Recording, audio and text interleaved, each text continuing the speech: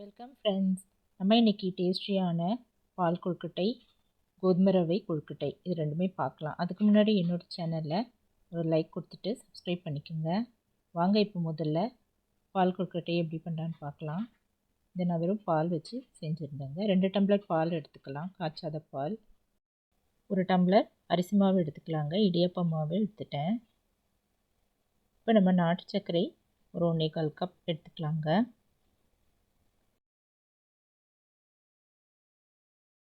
தேங்காய் ஒரு 2 ஸ்பூன் எடுத்துக்கலாங்க, துருவினது. ஏலக்காய் ஒரு 4 பொடிச்சு வச்சிடலாம். நெய் 1 ஸ்பூன் எடுத்துக்கலாங்க. இப்போ அடுப்பில் ஒரு பேன் இல்லை கடாய் வச்சுட்டு அதில் 1 டம்ளர் தண்ணி ஊற்றிடலாம். இப்போது எடுத்து வச்சுக்க நாட்டு சர்க்கரையில் பாதி அளவு இந்த தண்ணியிலே போட்டுடலாங்க. கூடவே பொடிச்ச 2 ஏலக்காய் இதில் போட்டுக்கலாம். 1/2 டீஸ்பூன் நெய் ஊற்றிட்டு நல்லா கரைய விட்டுடலாங்க. இது நல்லா கொதிக்கட்டும். கொதித்ததும் நம்ம அந்த மாவு போட்டு கிளறிடலாம். நல்லா கொதிக்க ஆரம்பிச்சிருச்சு. இப்போது இடியாப்ப மாவு போட்டு நல்லா கட்டி இல்லாமல் கலந்துக்கலாங்க. நல்லா இதை போல் கிளறிக்கலாம்.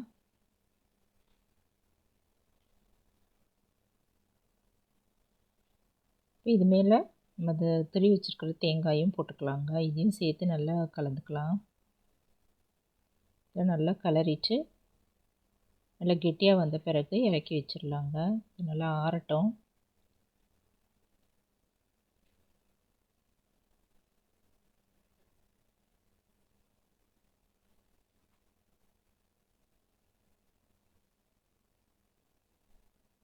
இது இன்னொரு பாத்திரத்தில் நம்ம ட்ரான்ஸ்ஃபர் பண்ணிடலாம்.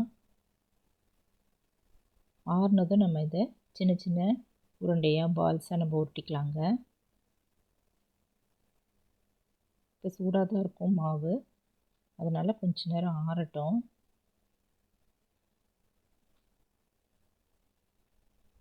இது நல்லா ஆறிடுச்சுங்க. இப்போ கையில் 2 இது போல் கிளறிச்சு நல்லா பிசைஞ்சிட்டு நம்ம எண்ணெய் இல்லைன்னா வெறுமனே கூட உருட்டி வச்சுக்கலாம். சின்ன சின்ன பால்ஸாக உருட்டி நம்ம இடியாப்ப தட்டு இல்லை இட்லி தட்டில் வச்சிடலாங்க. சின்ன சின்ன உருண்டையாக உருட்டிக்கலாம்.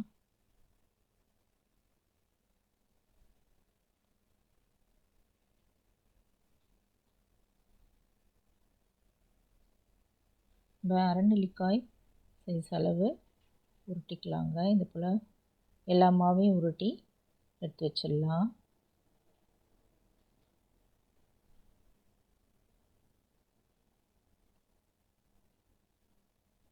இப்போ அடுப்பில் ஒரு இட்லி பானை வச்சுட்டு கொஞ்சமாக தண்ணி ஊற்றிட்டு நல்லா கொதிக்க வச்சுட்டு இந்த தட்டை அதில் வச்சிடலாங்க. நல்லா 10 நிமிஷம் நல்லா வேகட்டும். மூடி வச்சிடலாம். இந்த கொழுக்கட்டெலாம் நல்லா வெந்துருச்சுங்க. இறக்கி வச்சுக்கலாம்.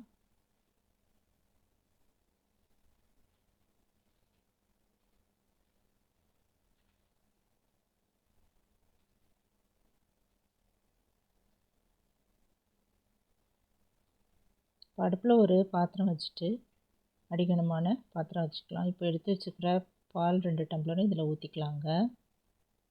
இது காய்ச்சாத பால், அதனால் காயட்டும்.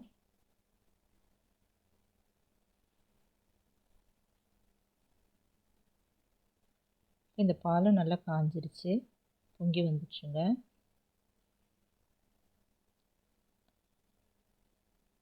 இப்போ நம்ம எடுத்து வச்சுருக்கிற நாட்டு சர்க்கரை அது இதில் போட்டுக்கலாம். மீதி நம்ம எடுத்து வச்சுருந்தாலும் அந்த நாட்டு சர்க்கரை இதில் போட்டுட்டு கரண்டியில் நல்லா இது போல் கலந்து விட்டுடலாங்க. இதுவும் ஒரு கொதி வரட்டும். இப்போ இந்த 2 ஏலக்காய் இதிலே போட்டுட்டு கொஞ்சமாக இதில் பிஞ்சாக குங்குமப்பூ இருந்ததுன்னா போடலாம், இல்லைன்னா கூட பரவாயில்லைங்க. போட்டுட்டு இதை நல்லா கலந்துக்கலாம்.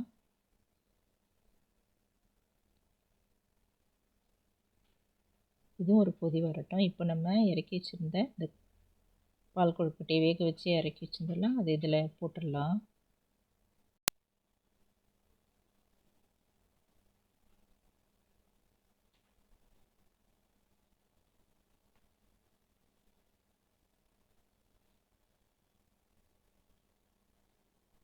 இப்போ இதெல்லாம் நல்லா கொதி வரட்டுங்க. கரண்டி இப்படி கலந்து விட்டுட்டு ஒரு 5 நிமிஷம் நல்லா கொதிக்கட்டும். கொதி வந்ததும் நம்ம ஸ்டவ் ஆஃப் பண்ணிடலாம்.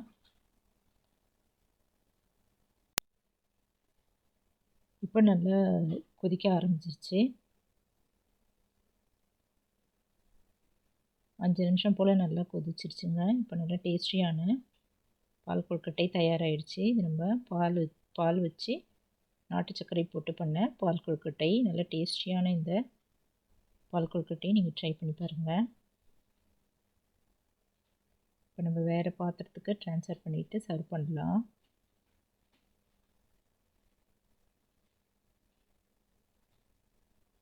இப்போ அடுத்து நம்ம கோதுமை ரவை கொழுக்கட்டை எப்படி பண்ணலான்னு பார்க்கலாம். இப்போ அடுப்பில் ஒரு பேன் வச்சுட்டு கொஞ்சமாக நெய் ஊற்றிட்டு 1 டம்ளர் 1 கப் கோதுமை ரவை போட்டு நல்லா வாசம் வர வரைக்கும் வறுத்துக்கலாங்க.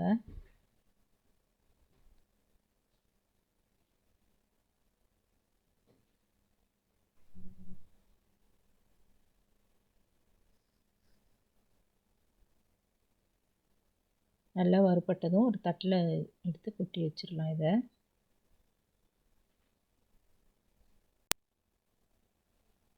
இப்போ கொஞ்சம் பொருள் நம்ம அரைச்சி வச்சுக்கலாங்க. 1 ஸ்பூன் துவரம்பருப்பு, 1 ஸ்பூன் கடலைப்பருப்பு, 1/2 ஸ்பூன் ஜீரகம், 1/4 டீஸ்பூன் மிளகு, 2 மிளகாய், இன்னொரு மிளகாய் கூட நம்ம ஆட் பண்ணிக்கலாம்.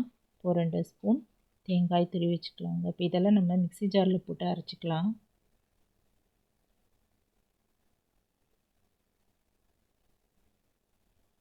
தேங்காயும் போட்டு நல்லா கொஞ்சம் குறைன்னு அரைச்சிக்கலாங்க.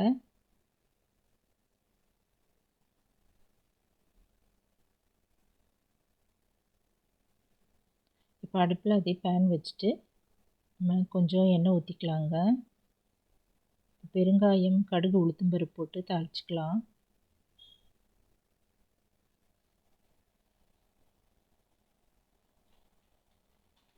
இதெல்லாம் நல்லா பொரிஞ்ச பிறகு கருவேப்பிலை போட்டும் தாளிச்சிக்கலாங்க. நல்லா வதக்கிடலாம்.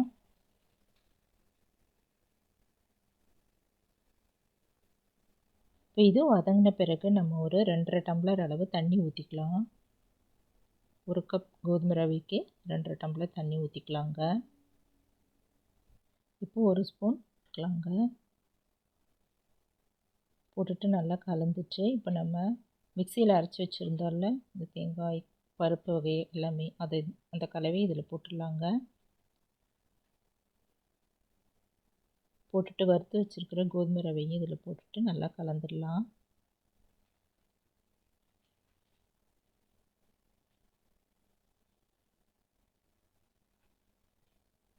இப்போ இதுவும் வேகட்டங்க, மூடி வச்சிடலாம்.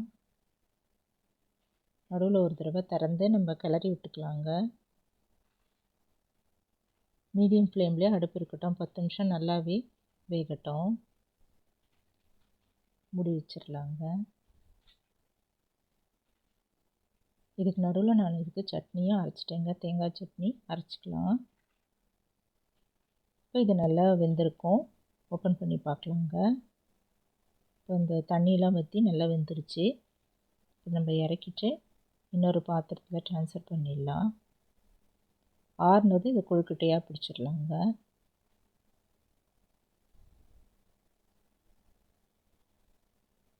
இப்போ இது நல்லா ஆறிடுச்சு. ஒரு இட்லி தட்டை எடுத்துகிட்டு அதில் இதை கொழுக்கட்டை எப்படி பிடிச்சிட்டு வச்சிடலாம். அடுப்பில் இட்லி பானை வச்சுட்டு கொஞ்சமாக தண்ணி ஊற்றிட்டு இந்த பிடிச்ச கொழுக்கட்டையெல்லாம் தட்டில் எல்லாம் வச்சுட்டு நம்ம ஆவியில் ஒரு 10 நிமிஷம் வரைக்கும் வேக வச்சிடலாங்க.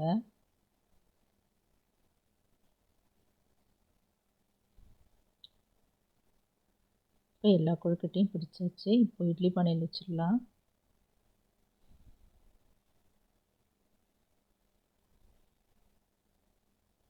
மீடியம் ஃப்ளேமில் ஸ்டவ் இருக்கட்டுங்க. இப்போ நல்லா 10 நிமிஷம் கழிச்சு ஓப்பன் பண்ணி பார்க்கலாம். இப்போது கோதுமை ரவை கொழுக்கட்டையும் தயாராகிடுச்சுங்க. இது நைட் டின்னருக்கு ரொம்ப நல்லாயிருக்கும். மார்னிங் பிரேக்ஃபாஸ்ட்டு கூட செஞ்சு கொடுக்கலாம். நல்ல டேஸ்டியான கோதுமை ரவை கொழுக்கட்டை கூடவே தேங்காய் சட்னி இல்லை சாம்பார் தக்காளி சட்னியோட பரிமாறலாம். நீங்களும் இந்த டேஸ்டியான ஸ்வீட் ரெசிபி பால் கொழுக்கட்டையும் காரத்துக்கு நம்ம இந்த கோதுமை ரவை கொழுக்கட்டை ட்ரை பண்ணி பார்த்துட்டு எப்படி இருக்குன்னு சொல்லுங்கள். இந்த வீடியோ பிடிச்சதுன்னா குக்கிங் வித் சித்ரா அன்பு சேனலை சப்ஸ்கிரைப் பண்ணிக்கோங்க. தேங்க்ஸ் ஃபார் வாட்சிங். நம்ம அடுத்த வீடியோவில் பார்க்கலாம். நன்றி, வணக்கம்.